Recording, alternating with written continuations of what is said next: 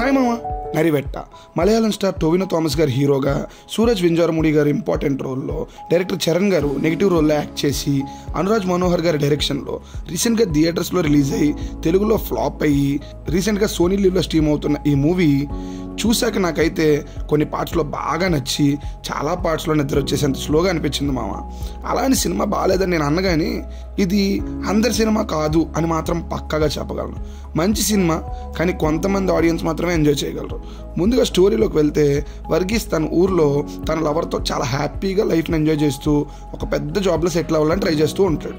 కానీ అనుకోని సిచ్యువేషన్స్లో పోలీస్ కానిస్టేబుల్ అయ్యి ఒక ట్రైబల్ ప్లేస్కి వెళ్ళి వాళ్ళని ఖాళీ చేయించాల్సిన సిచ్యువేషన్లో ఉంటాడు. ఆ తర్వాత ఏం జరిగింది అనేది రిమైనింగ్ స్టోరీ. ప్లస్ పాయింట్స్ గురించి మాట్లాడుకునే ముందు మన ఛానల్లో రెగ్యులర్గా రివ్యూస్ వస్తాయి మామ. షార్ట్స్లో కూడా సినిమా ఇండస్ట్రీకి సంబంధించిన ఎన్నో ఫ్యాక్ట్స్ని ఎవ్రీడే నేను పోస్ట్ చేస్తూ ఉంటాను. ఒకసారి కంటెంట్ మొత్తం చూసి నచ్చితే లైక్ చేసి సబ్స్క్రైబ్ చేయమామ. ఇక ప్లస్ పాయింట్స్లోకి వెళ్తే, టొవినో థామస్ గారి యాక్టింగ్. టొవినో గారి యాక్టింగ్ గురించి కొత్తగా చెప్పాల్సిన అవసరం లేదు మామ. ఏ క్యారెక్టర్ చేస్తే ఆ క్యారెక్టర్లో ఇన్వాల్వ్ అయిపోతారు. ఇందులో కూడా ఒక ఇన్నోసెంట్ కానిస్టేబుల్ వర్గీస్గా ఇన్వాల్వ్ అయిపోయాడు. ఇక సెకండ్, విలన్ క్యారెక్టర్ చేసిన చరణ్ గారు. డైరెక్టర్గా ఎన్నో మంచి మంచి సినిమాలు తీసిన చరణ్ గారు ఈ సినిమాలో కూడా పర్ఫెక్ట్గా సెట్ అయ్యారు. ఇక రిమైనింగ్ యాక్టర్స్ అందరూ కూడా వాళ్ళ క్యారెక్టర్స్కి 100% జస్టిఫై చేశారు.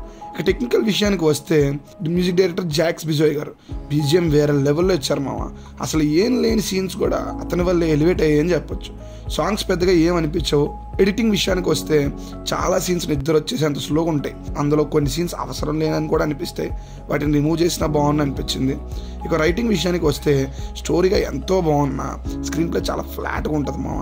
మలయాళం సినిమాల గురించి తెలిసిందేగా, స్లో సినిమాలు తీస్తారు. ఎక్కడ కూడా అదే జరిగింది. ఇంకా స్టోరీ పరిగెడుతుంది అనుకున్న ప్రతిసారి నిద్రపో అని అనేలా చేస్తూ ఉంటుంది.